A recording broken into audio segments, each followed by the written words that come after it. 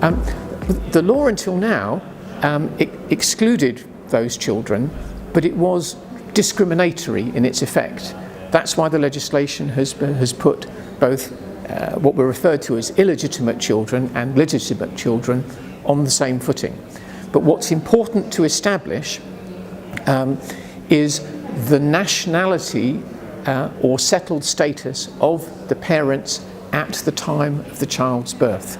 That's why these inquiries can be long and complex and difficult, because you're trying to establish the marital status or the citizenship status when perhaps if the children were born abroad and the documentation hasn't been retained, or the registration systems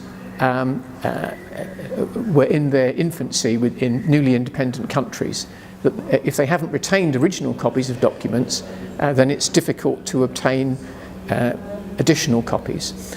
And sad to say, a number of naturalisation documents which were compiled by the British pre-independence, when we abandoned our imperial responsibilities, we burnt a lot of those records.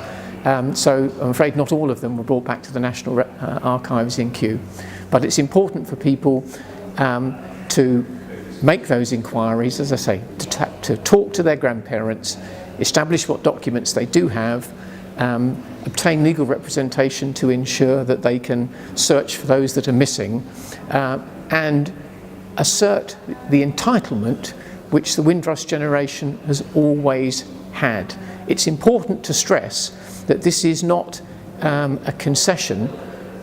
These were statutory entitlements which every one of the Windrush generation have always enjoyed, and it was simply an error on the part of the state not to recognise people who were genuinely British citizens and who enjoyed settled status in the United Kingdom.